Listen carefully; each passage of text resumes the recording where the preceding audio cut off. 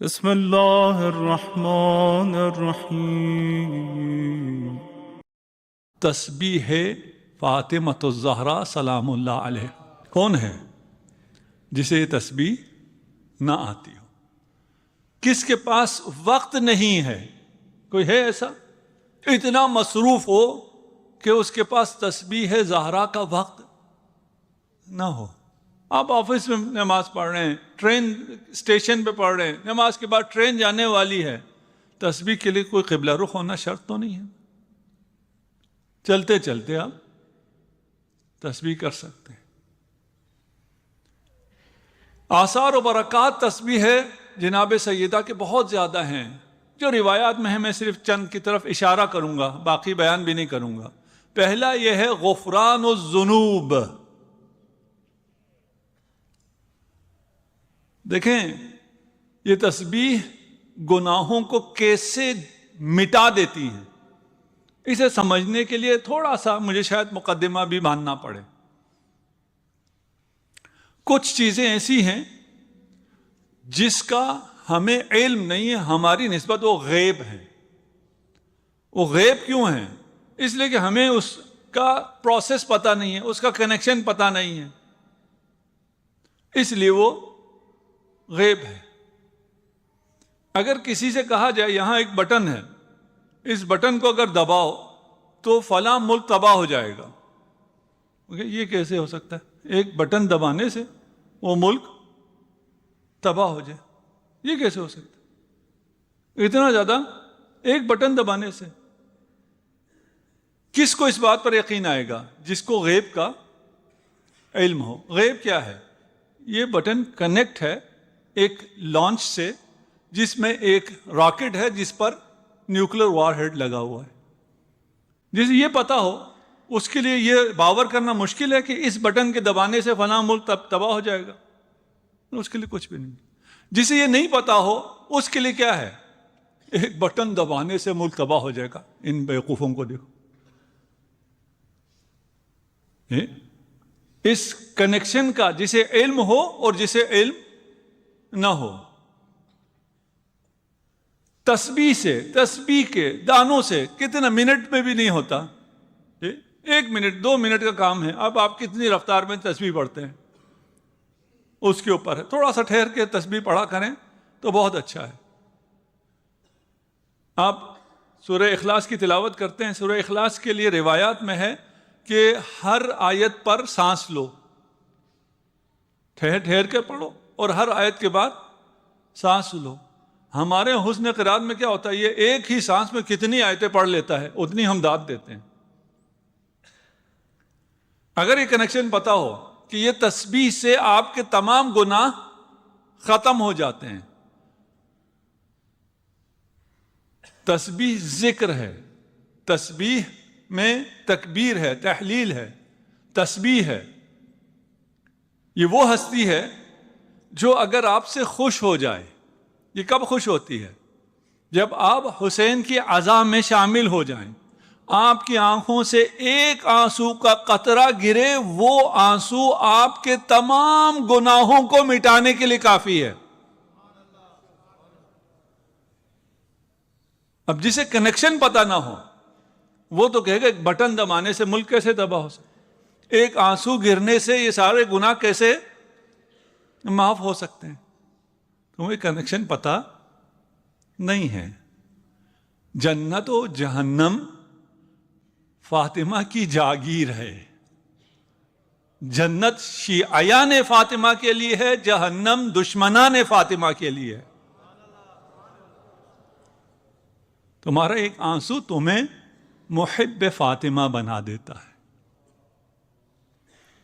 تسبیح تمام گناہ معاف ہو گئے۔ تسبیح مکمل نواقص عبادات ہے۔ کوئی بھی کامل عبادت انجام نہیں دے سکتا۔ اس عبادت کو کامل کرنا ہے، آپ تسبیح پڑھیں۔ تسبیح کی وجہ سے نوافل اگر آپ نہیں پڑھ سکے ہیں، نماز کے پہلے، نماز کے بعد نوافل ہیں، اگر نوافل نہیں پڑھ سکے، یہ نوافل کی جگہ ہے۔ وہ ایک رکعت نماز جس کے بعد تسبیح جناب سیدہ ہو وہ 1000 رکعت کا ثواب رکھتی ہے. یہ برکات تسبیح فاطمہ ہے. تسبیح فاطمہ کرنے والا، میں اب روایت پیش نہیں کر رہا ہوں، ان کا خلاصہ پیش کر رہا ہوں. تسبیح فاطمہ پڑھنے والا صاحب ذکر کثیر ہے. حکم دیتے ہیں، نماز سکھاتے ہیں اپنے گھروں میں، معصومین کے گھروں کی بات ہو رہی ہے، اسی طرح ہم اپنے بچوں کو تسبیح زہرا سکھاتے ہیں. آج کل تعلیم آسان ہو گئی ہے، آج کل بچہ ویسی بھی سیکھ چکا ہے. ہم سے بہت لوگوں نے سوال کیا تسبیح میں تکبیر پہلے ہے، تسبیح پہلے ہے، اس کی ترتیب کیا ہے؟ کبھی انسان کے ذہن سے نکل بھی جاتا ہے، یا کسی کو ہو سکتا ہے پتہ ہی نہ چلا ہو، کوئی ایسے موقع آئے ہوں اس کی وجہ سے اس کو پتہ نہیں چل رہا ہو. اس کی تعلیم دینے میں کوئی حرج نہیں ہے. برکات تسبیح سیدہ میں سے دفع شیاطین جن و انس. شیاطین جن و انس آپ کو کوئی ضرر نہیں پہنچا سکیں گے، آپ کے دل میں وسوسہ ڈال سکتے ہی نہیں ہیں اگر آپ تسبیح فاطمہ پڑھتے ہیں. تسبیح فاطمہ کی وجہ سے تمام امراض روحی اور معنوی دور ہو جاتا ہے. کافی ہے میرا خیال، اتنا کیا ایک کافی تھا نا، اور کیا ضرورت تھی؟ اس کے علاوہ کیا برکات ہے؟ اس کے علاوہ دعائیں ہیں جناب سیدہ کی. ان دعاؤں میں سے ایک دعائے نور ہے، اور آج کل آسان یہ ہو گیا کہ آپ میں سے کسی کو بھی چاہیے دعائے نور حضرت زہرا ٹائپ کریں، گوگل میں آپ کے سامنے آ جائے گا.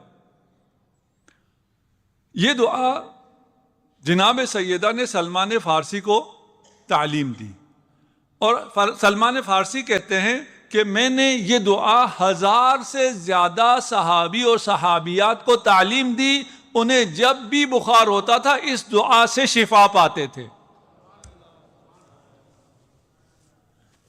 دعائے شفا کہیں، دعائے نور کہیں. ایک شرط ہے، یہ ایسا نہیں ہے کہ مجھے بخار ہو جائے تو میں دعائے نور پڑھ لوں، بسم اللہ نور، بسم اللہ نور نور، بسم اللہ نور علی النور، میں یہ پڑھ لوں میرا سر درد ختم ہو جائے گا. نہیں، یہ پیناڈول نہیں ہے کہ آپ کو سر میں درد ہو جائے آپ پیناڈول لیں آپ کا سر کا درد ختم ہوتا ہے، یہ ایسا نہیں ہے. یہ دعا اگر پڑھتے رہیں مواظبت، اگر یہ دعا آپ کی روٹین میں ہو تو بخار ختم ہوتا ہے. دعائے ادائے قرض، میرے سمیت شاید بہت سے یہاں پہ مقروض بیٹھے ہیں. دعائے رفع حاجات، دعائے اسیر رفائی اسیر، حرزہائے فاطمہ، بہت سی چیزوں سے حرز ہے، تمام معصومین سے آیا ہوا ہے، جناب سیدہ سے بھی آیا ہوا ہے. یہ محجت الدعوات ہے، محج الدعوات سید ابن طاووس کی کتاب ہے، اس میں مل جائے گا آپ کو، بہار میں مل جائے گا. یہ سرچ کریں گے تو ایک ویب سائٹ ہے جنہوں نے اس کو کمپائل کیا، وہ بھی آپ کو مل جائے گا. صلوات پڑھ دیجیے محمد وعلی محمد. برکات سیدہ، یہ ہم جو یہاں جمع ہیں یہ بھی سیدہ کی برکات. اگر ان کا کرم نہ ہوتا تو ہم میں یہ اہلیت نہیں تھی کہ ہم مسجد الکوثر میں عزائے جناب سیدہ کے لیے جمع ہو سکے. نہیں، بہت سے لوگ ہیں انہیں آج اس رات توفیق نہیں ہے. یہ بھی آتا ہے. ایک مثال، ایک روایت میں پیش کرتا ہوں، روایت تھوڑی سی طولانی ہے، شاید ساری پڑھ دوں، شاید کچھ درمیان میں سے مختصر کر دوں. عن جابر ابن عبداللہ الانصاری.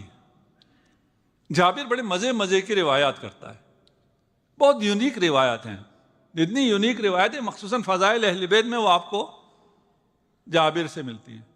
وجہ یہ ہے کہ باقی لوگوں نے بھی جو نقل کی ہے ان کو دبا دیا گیا، چھپا دیا گیا، لوگوں نے آگے بیان نہیں ہونے دیا. جابر کی شخصیت ایسی تھی اور جابر کو زندگی اتنی ملی ہے کہ انہوں نے ان نوادر کو لوگوں کے سامنے پیش کیا. کہتے ہیں ایک بوڑھا آیا، بادیہ نشین تھا، رسول خدا کے پاس آیا اور اس نے کہا کہ میرے پہننے کے لیے میرے تن پہ کپڑا نہیں ہے، کھانے کے میرے پاس پیسے نہیں ہیں، میری مدد کیجیے. رسول خدا اس وقت مسجد میں بیٹھے تھے اور مسجد میں رسول خدا کے پاس کچھ تھا بھی نہیں۔ ایک اور روایت ہے کہ ایک سائل آیا، حضرت ابراہیم گھر میں تھے اور اس نے آ کے دق الباب کیا اور حضرت ابراہیم سے کہا مجھے فلاں چیز مدد چاہیے۔ حضرت ابراہیم کے پاس نہیں تھا، انہوں نے فرما دیا کہ میرے پاس نہیں ہے۔ وہ سائل واپس چلا گیا۔ عتاب پروردگار ہوا کہ ابراہیم یہ سائل تھا، تیرے در آیا تھا، خالی کیوں پلٹا دیا؟ یا اللہ میرے پاس چیز تھی ہی نہیں، جو مانگ رہا تھا وہ میرے پاس نہیں تھی۔ اذا خطاب ہوا اگر وہ چیز نہیں تھی جس کا وہ مطالبہ کر رہا تھا، میں نے تجھے عزت تو دے رکھی تھی، تو اگر اس کے لیے کسی کو کہہ دیتا، کسی سے مانگ لیتا، تیرے کہنے پہ اسے دینے والے بہت مل جاتے۔ اب اپنے اپنے گریبانوں میں جھانکیے کہ اگر ہم ایک ٹیلی فون کال کر دیں، ہم کسی سے کہہ دیں، بہت سے غریبوں کا مسئلہ حل ہو جاتا ہے۔ یہاں کچھ ڈاکٹر حضرات بیٹھے ہوئے بھی ہوں گے، جب کوئی مریض آتا تھا، والد معظم رحمت اللہ علیہ ان کے پاس، وہ ڈاکٹر کو فون کرتے تھے۔ اچھا بعد کچھ ڈاکٹرز کو تو معلوم تھا، جو نئے آشنا ہوئے ہوں وہ بڑی اہمیت دیتے تھے کہ شیخ صاحب نے فون کیا، یہ بہت کوئی اہم آدمی ہوگا، اور وہ اس کا علاج کرنے کے بعد کبھی کبھار مجھے فون کرتے تھے کہ فلاں صاحب کو شیخ صاحب نے بھیجا، وہ تو کوئی بڑا غریب سا انسان تھا، اس کے لیے انہوں نے کیوں فون کیا؟ میں کہا وہ غریب تھا اسی لیے تو فون کیا، اور کس لیے فون کیا؟ وہ سمجھتے ہیں کوئی وی آئی پی ہوگا، کوئی بڑی شخصیت ہوگی، اس لیے اتنی بڑی شخصیت جو مجھے فون کر رہی ہے۔ بھئی اپنے فون کو ان کے لیے استعمال کرو۔ رسول خدا نے کہا یہ چیز میرے پاس تو نہیں ہے، لیکن کوئی میرے پاس آئے اور میں اسے نہ دوں، یہ بھی نہیں ہو سکتا ہے۔ یہ ابھی آپ کو رسول خدا فارمولا دے رہے ہیں کہ کوئی آپ کے پاس آئے اور آپ کے پاس نہ ہو اور پھر بھی آپ اسے وہ چیز دے دیں، یہ کیسے ہو سکتا ہے؟ الفاعل الدال علی الخیر کفاعلہ۔ رسول خدا نے ارشاد فرمایا کہ اگر میں تمہیں خیر کی طرف رہنمائی کروں تو میں بھی اسی طرح ہوں جس طرح میں نے خیر کیا ہے۔ میں تمہیں ایک ایسی جگہ کا پتہ دیتا ہوں جہاں سے تمہیں ملے گا، وہاں سے جا کے لے لو، اس لینے کا ثواب مجھے بھی ملے گا، مجھے بھی وہ دینے کا ثواب ملے گا۔ الدال علی الخیر کفاعلہ۔ نہیں دے سکتے ہو، رہنمائی کر لو، کہاں سے ملے گا؟ کہاں سے ملے گا؟ کہا در زہرا پر چلے جاؤ۔ بلال سے کہا بلال اسے لے کر در بطول پہ چلے جاؤ۔ یہ شخص آتا ہے، دروازے پہ کھڑا ہوتا ہے، تھا کوئی معرفت والا، السلام علیکم یا اہل بیت النبوہ ومعدن الرسالہ۔ اس زمانے میں اصحاب میں سب کو پتا تھا اہل بیت کون ہے۔ ابھی ایسی کنفیوژن پھیلائی جاتی ہے، اہل بیت کون ہے پتہ نہیں ہے، اہل بیت کون ہے پتہ نہیں ہے۔ میں اسکول میں تھا، پرائمری اسکول میں، میرے خیال ہے دوسری تیسری کلاس ہے، مجھے یاد بھی نہیں ہے، لیکن مجھے یہ واقعہ یاد ہے۔ اس نے پوچھا جی تم کہاں سے آئے ہو؟ میں نے کہا جی میں F74 سے آیا ہوں۔ F74 کہاں سے آیا؟ میں نے کہا جامع اہل بیت سے آیا ہوں۔ کہا شیعہ ہو؟ میں نے کہا اس کو کیسے پتہ چلا میں شیعہ ہوں؟ اس وقت مجھے نہیں پتا، میں خود بہت چھوٹا تھا۔ میں گھر آ کے پوچھا کہ میں نے اپنے اسکول میں ٹیچر سے کہا کہ میں جامع اہل بیت میں رہتا ہوں، تو اس نے کہا تم شیعہ ہو۔ اس کو کیسے پتہ چلا؟ کہا اہل بیت سے پتہ چلا۔ اہل بیت کہتے ہیں کوئی اور ہیں، تو اہل بیت کوئی اور ہیں تو کوئی اور کو ماننے والے شیعہ کیسے ہو جاتے ہیں؟ ہم کہتے ہیں ہم اہل بیت کو ماننے والے ہیں تو آپ کو ہم سے پیار آ جاتا ہے، آپ کو ہم پہ کیا کہوں؟ السلام علیکہ یا اہل بیت النبوہ۔ میں مختصر کر رہا ہوں۔ پوچھا کون؟ کہا میں ایک فقیر ہوں، بادیہ نشین ہوں، میرے پاس کپڑے نہیں ہیں، میرے پاس کھانے کو کھانا نہیں ہے، مجھے رسول خدا نے آپ کی طرف بھیجا ہے. آپ کا کیا خیال ہے جناب سیدہ کے گھر میں کتنا تھا؟ روایت ہے کہتی ہیں ایک کھال جس پر حسنین سوتے تھے، بستر کھال ہوا کرتی، وہ کھال اٹھا کر اس شخص کو دے دی. اس شخص نے کہا یا بنت رسول اللہ، میرے پاس پہننے کے لیے کپڑا نہیں ہے، کھانے کے لیے روٹی نہیں ہے، میں نے اس کھال کو کیا کرنا ہے؟ جناب سیدہ نے اپنی گردن سے اپنی گردن بند اتاری اور اسے دے دی. کہا کھانے کو میرے گھر میں بھی کچھ نہیں ہے، جاؤ یہ لے جاؤ، اسے بیچ دو، اسے بیچ کر اپنے لیے روٹی اور کپڑا لے لو. اس شخص نے یہ لیا اور رسول خدا کے پاس آیا. رسول خدا مسجد میں تشریف فرمائے. پوچھا کچھ ملا تمہیں؟ کہا جی مجھے یہ ہار دیا ہے جناب سیدہ نے اور فرمایا ہے کہ اسے بیچو. عمار مسجد میں موجود تھے. عمار نے کہا یا رسول اللہ، کیا میں یہ ہار خرید سکتا ہوں؟ رسول خدا نے ارشاد فرمایا ہاں خریدو. عمار لو اشترک فیہ الثقلان ما عذبہم اللہ. یہ ہار، اس گردن بند کی قیمت بتا رہے ہیں. اب یہ قیمت عمار کو سمجھ میں آنے والی قیمت ہے، لیکن آپ کو مجھے سمجھا رہے ہوتے تو کہتے اس میں اتنا ٹن سونا آئے گا، اتنے ملین یا بلین ڈالر کا ہے. عمار کو کیا سمجھایا؟ کہا یہ ہار خرید لو اس لیے کہ یہ ہار جس کے پاس ہو، اگر ثقلان یعنی جن و انس تمام کے پاس بھی یہ ہار ہو تو خدا انہیں عذاب نہیں کرے گا. یہ اس ہار کی قیمت ہے. عمار نے کہا بتاؤ اس کی قیمت کیا ہے؟ اس نے قیمت لگائی. روایت میں ہے، میں آپ کا ٹائم کم لے رہا ہوں. بڑی قیمت لگائی. عمار نے اس سے بھی بڑی قیمت دے دی. عمار کے پاس کہاں سے ہے اتنے پیسے؟ عمار تو امیر تو نہیں تھا نا. بعد میں کچھ لوگ ایسے تھے، میں لوگ کہہ رہا ہوں، آپ جگہ پہ نام رکھ لیجئے ان کا، وہ ایسی بھی ہمارے بھائی بھی بتاتے ہیں فخر سے کہ وہ اتنی جائیدادیں چھوڑ گئے تھے کہ ان کے سونوں کو کلہاڑوں سے کاٹ کے تقسیم کیا گیا تھا. بلینئرز ہو گئے تھے. کہاں سے آیا تھا اتنا پیسہ؟ سوال تو بنے گا، منی ٹریل مانگے نا. کس کے پاس کہاں سے آیا تھا؟ عمار نے بہت بڑی آفر دی کہ بول جتنا چاہیے اس کی میں قیمت ادا کرتا ہوں. اس نے بہت بڑی قیمت لگائی. ٹھیک ہے میں دیتا ہوں. کہاں سے دیتا ہوں؟ خیبر سے جو غنیمت ملی تھی، اس نے ایک نادر کوئی چیز تھی، ابھی روایت میں اس کا نام ہے میرے ذہن میں نہیں آتا، وہ قیمتی تھی. اس نے فوراً جا کر عمار نے اس چیز کو بیچا، اس کو اس کی قیمت ادا کر دی. یہ بندہ بھی خوش ہو کر چلا گیا. اب عمار نے کیا کیا؟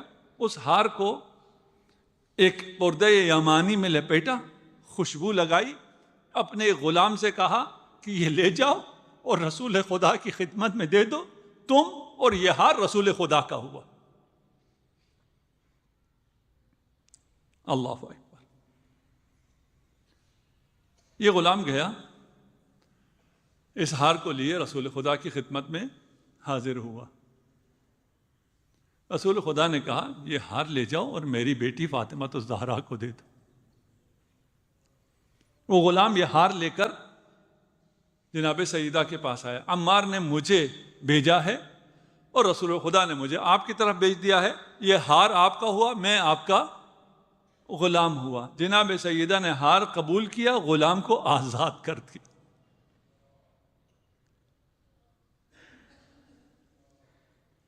وہ غلام مسکرانا شروع کیا. کہا کیوں مسکراتے ہو؟ کہا آپ کے مال میں کتنی برکت ہے، آپ کی گردن سے اترا، ایک فقیر کو امیر کر دیا، ایک غلام کو آزاد کر دیا اور واپس آپ کے ہاتھوں میں آ گیا. یہ برکت آپ کے لیے بھی موجود ہے. آپ کے ہاتھوں میں بھی گردن بند سیدہ موجود ہے. وہ مال جو آپ اپنا سمجھتے ہیں وہ سیدہ کا ہے، ذرا سیدہ کو ہدیہ دو